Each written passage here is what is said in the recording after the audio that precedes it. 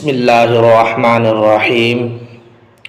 मेरा महतरम बुज़ुर्ग और दोस्तों, आज फिर एक नई वीडियो के साथ आप लोगों की खिदमत में हाजिर है।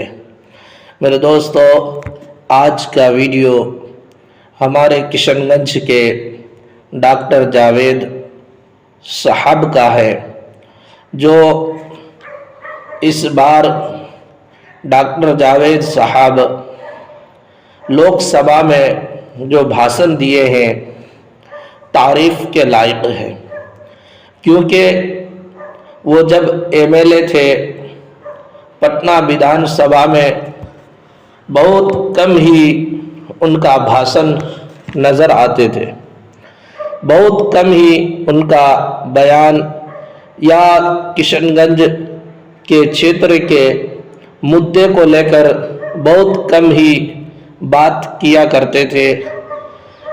और इसी तरह जब लोकसभा का चुने गए और एमपी बने, बहुत ही कम बात किया करते थे और डरते हुए बात करते थे। इस बार दूसरी बार वो सांसद चुने गए हैं, जनता ने चुना है, तो जनता किसी नेता से कोई काम नहीं पूछता है। जनता नेता से क्या पूछता है कि हमारा हक हुकूक मिले। जो सरकार फंड देती है, जो सरकार सहूलत देना चाहती है, वो सहूलत हमें मिले। जो संविधान हमें हक देता है वो हक मिले, उसके लिए नेता चुने जाते हैं। और हमारे किशनगंज में इतने सारे मुद्दे हैं, मगर मुद्दों पर बोलने वाले बहुत कम हैं। तो इस बार डॉक्टर जावेद साहब ने जो मुद्दों को लेकर बात किए हैं और मुसलमान के हक और हुकूक की बात की है, और संविधान ने जो हक दिया है उस हक के ऊपर बात की है, ये तो तारीफ के लायक है। मेरे दोस्तों, हमारे किशनगंज में कितनी बदहाली है। नदियों में पुल नहीं है और स्कूलों में टीचर नहीं है, कॉलेजेस नहीं है और अलीगढ़ यूनिवर्सिटी का फंड नहीं है, वो फंड ही नहीं दे रहे हैं। इसी तरह सीमांचल में कोई कंपनी नहीं है।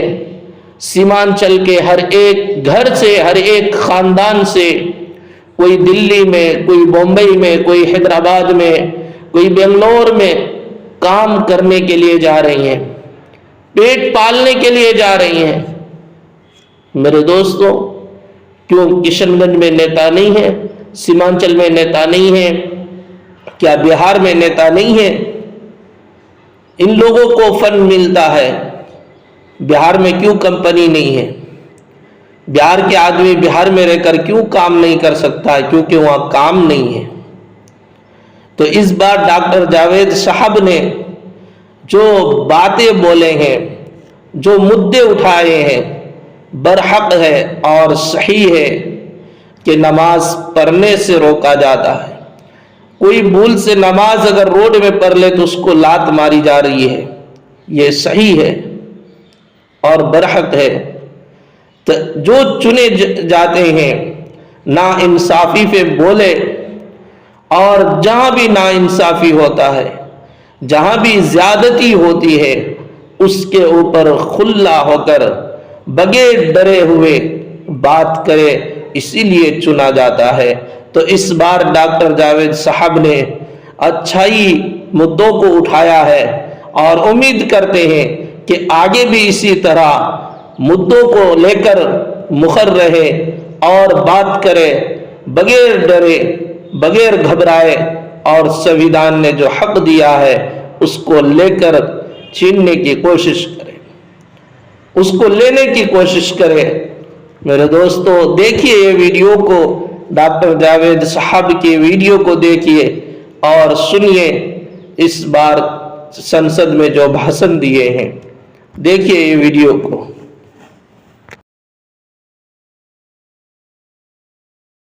Thank you very much sir. मैं डॉक्टर जावेद, आपने नाम लिया, मैं हिंदुस्तान का एक प्राउड मुस्लिम हूँ और मुझे शुक्र है कि बाबा साहब अम्बेडकर ने और हमारे पूर्वजों ने एक बेहतरीन तोहफा दिया है और वो तोहफा है कॉन्स्टिट्यूशन ऑफ इंडिया, जिसके वजह से आज हम अपने आप को महसूस समझते हैं, महफूज समझते हैं। लेकिन जो ये मौजूदा सरकार पिछले 10 सालों से चल रही है, हमारे साथियों के साथ जो अन्याय हो रहा है वो बर्दाश्त के काबिल नहीं है।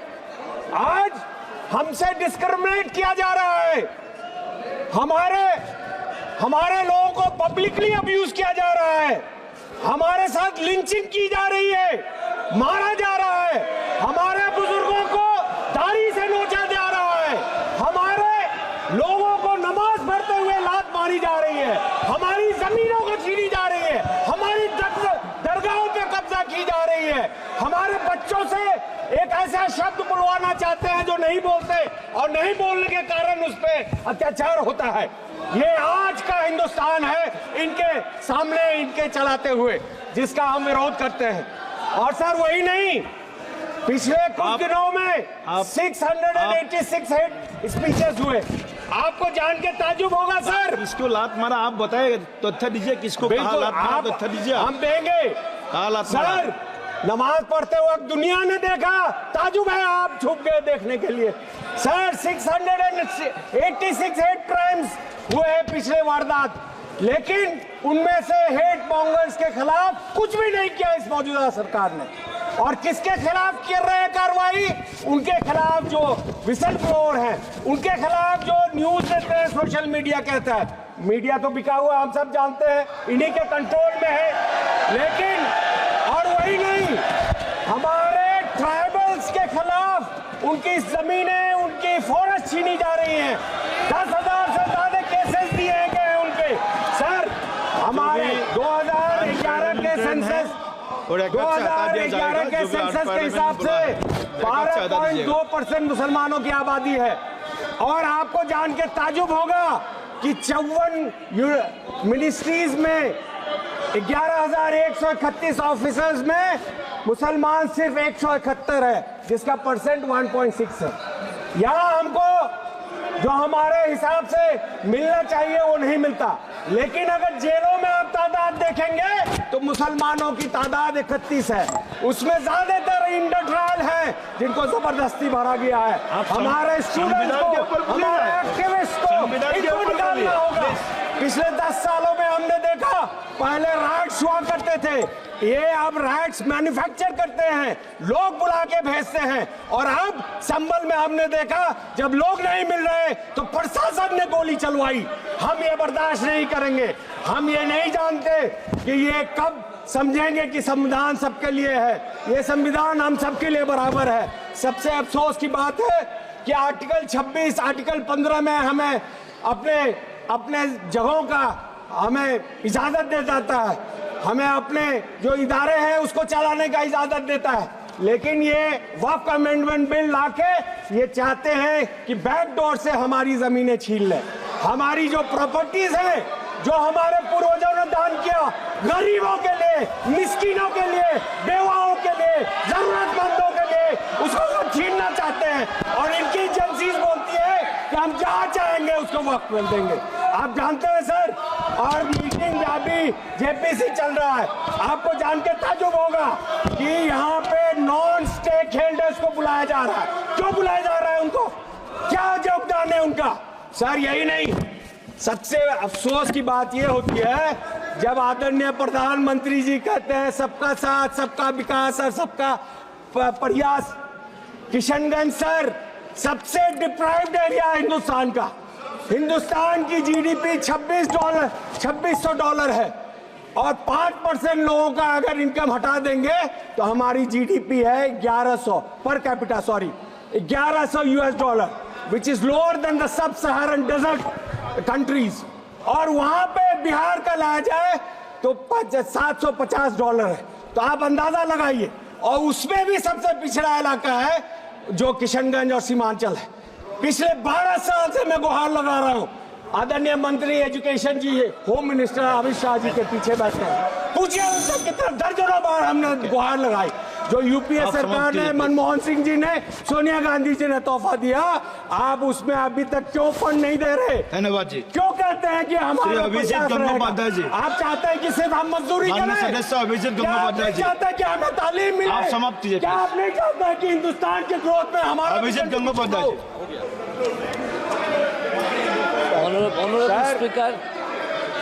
Honorable Speaker, आखिर में मैं I have decided- आखिर में एक लाइन बोल के आपसे ज्यादा I have दूंगा। decided sir, to talk sir, in my mother एक लाइन tongue. बोलना चाहता हूँ। that is अरे Bengali. माइक दो यार, माइक नहीं है सर। सर, आप कंटिन्यू करो। वो जलाते रहे हमारे आशियाने। Sir, we are together in JPC. वो जलाते रहे हमारे आशियाने, हम बनाते रहेंगे मोहब्बत के तराने। जय हिंद। धन्यवाद। I have decided.